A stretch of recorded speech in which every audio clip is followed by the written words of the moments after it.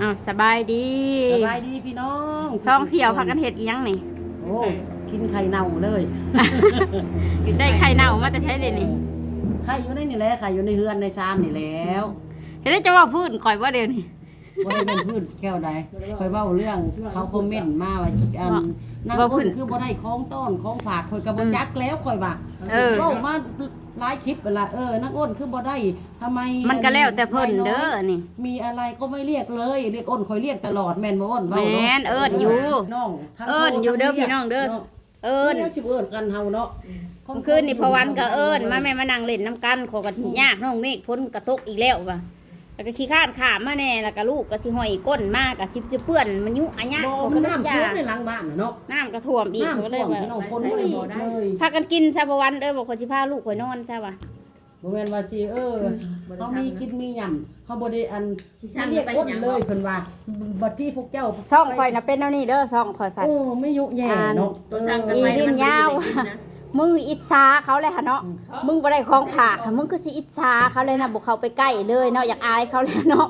แล้วช่องข่อยอันนี้เรื่องได้บ่ช่องข่อยกันช่องด่าข่อยได้ว่าข่อยนั้นไม่เรียกอ้นมากินทำไมยายน้อยเป็นคนเดียวกินบัดที่เขาแล้วก็ไปห่มกินเรือนข่อยกินเฮือนเจ้าว่านักอ้นแล้วเอิ้นเขาก็ไปคือข่อยนี่เอิ้นมาเนาะเอิ้นนั่นแหละพี่น้องเพิ่นพัดว่าแม่น้อยเขาก็เราไปสะดวกให้พี่น้องเราบ่ได้มีเด็กน้อยอย่าไปซะกับวิ่งไปหล่นนะเนาะเราบ่มีเด็กน้อยก็ที่ว่าข่อยเอิ้นแล้วเราไปหาข่อยโลดข่อยพัดเอิ้นแล้วบางเทื่อพัดหาคือ FC อันนี้ข่อยบ่ทันละลึงเราคักเด้พี่น้องก็ยันเราบ่เข้าใจเฮาแน่อีกอย่างหนึ่งข้อที่1ก็เด้อพี่น้องเด้อเอาไปเขาเว้ากันข้อที่2ก็ผลกระทบข้อ3ก็ลูกข่อยนี่บ่มักใส่เกิบย่านเปื้อนแน่บัด FC มาเห็นผัดว่าอันนี้ข้อที่4ก็ลูกข่อยหมักยวมหมักยังน้ำโต๊ะน้ำตั้งนะยันญาติกินน้ำมือน้ำตีนเพิ่นสิ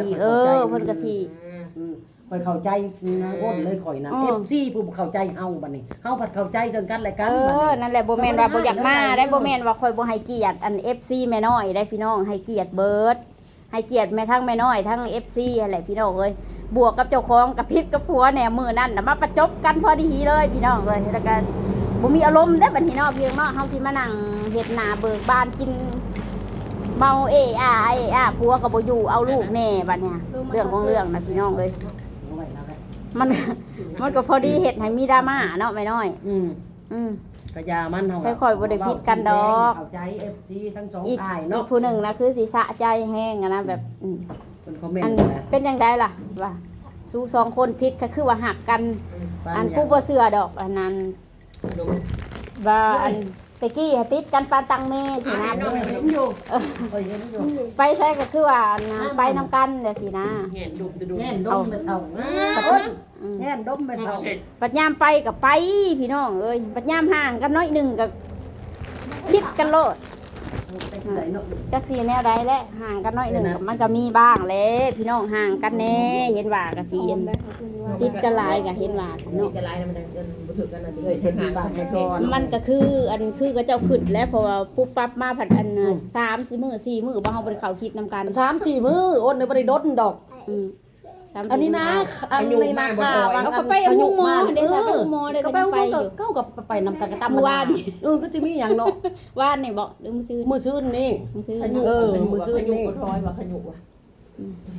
จักข่อยก็บ่ฮู้สร้างฮอดสิอธิบายหลายมันก็สิยาวยืดไปเนาะพี่น้องนั่นแหละอ้นเอ้ยนั่นนี่คันเฮาน่ะคันว่าบ่เข้าใจหยังหั่นอ้นก็สิโทรหาแม่น้อยโลดคือมันแม่น้อยเจ้าอันนั้นเอาเว้าอันนั้นอันนี้บ่เฮาก็ปรึกษาหาเรื่องคือกันทำปรึกษากันเนาะอ้นตื่นมาแล้วให้มานั่งเว้ากันคุยกันโลดคันบ่เข้าใจแบบคันว่ามันเรื่องใหญ่อะนะอันนี้มันก็บ่ได้บ่ได้แม่นว่าสิอยากให้มาลงโซเชียลปานนั้นเพราะว่าอ้นกับแม่น้อยกันหักแพงกันแต่ใดมาแล้วเนาะกันน้องเอ้ยคนเฮาเห็นนั่นแหละสิเบิ่งไผเพิ่งกันเท่ามือตาอยู่พุ่นแหละน้องเอ้ยแนวมาแล้วเฮาอยู่ใกล้กันได้อ้นจู้กันปานนี่บ่เข้าใจหยังก็เฝ้าปรึกษากันเฝ้าคุยกันโลดนะเพื่อบ่อยากให้มันเรื่องน้อยเป็นเรื่องใหญ่เนาะพี่น้องข่อยอยู่ไกลหูน้ำลึกนั่นยังผู้อยู่กับตั้งโตแต่อยู่ใดเฮานะจังหวัดถามกันก่อนครับสิอันนั้นต้องมาถามกันก่อนได้บ่เฮาก็บ่ได้คิดอีหยังใส่กันบัดนี้เอ้าไปถามเนี่ยจักแล้วเลแบบ FC เ เห็นข่อยก็บ่เข้าคลิปน้ำเจ้าเลยเจ้าก็บ่ได้เข้าคลิปอยู่น้ำข่อยอันน่ะ3-4-5 มื้อนึงนะเนาะมันก็บ่ได้โดนแม่นบ่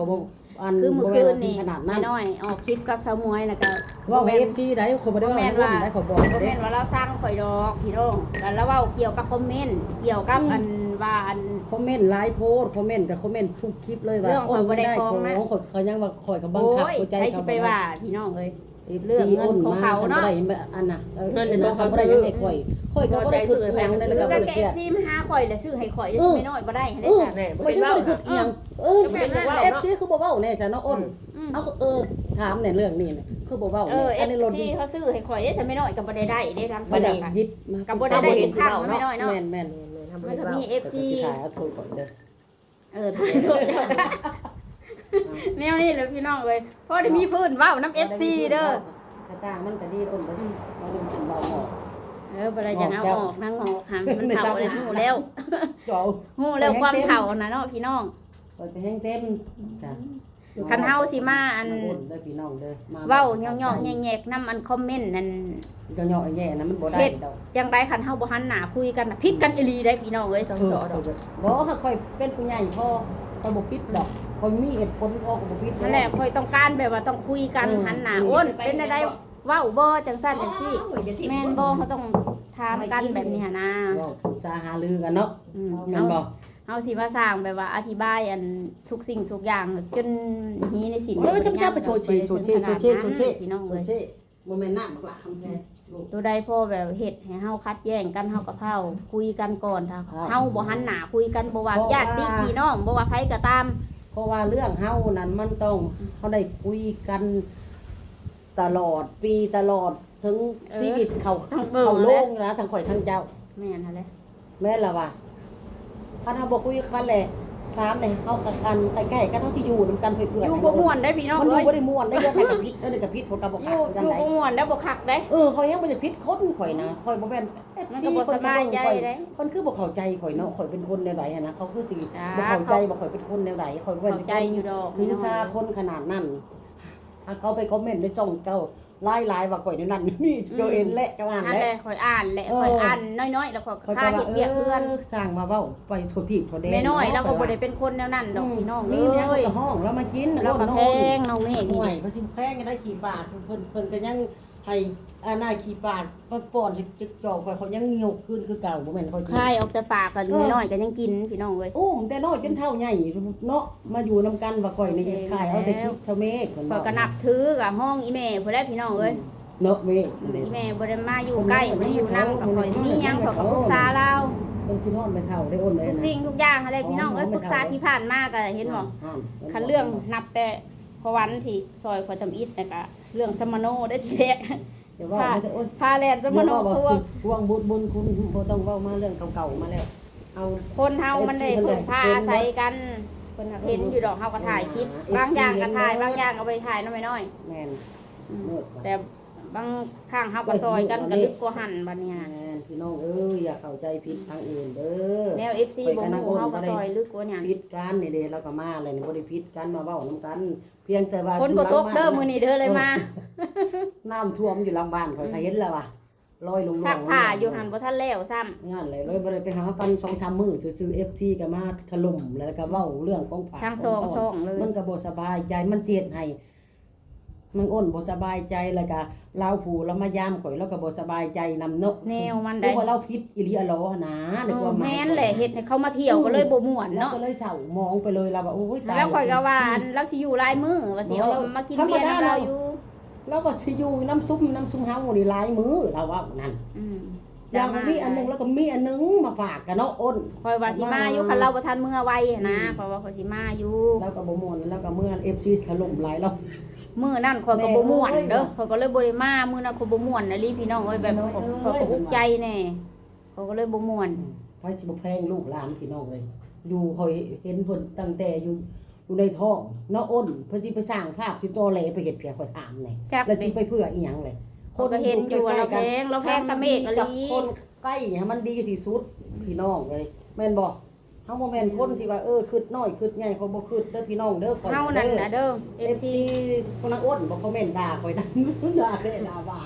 เราบ่ฮู้จักเขาบ่ฮู้จัก เออ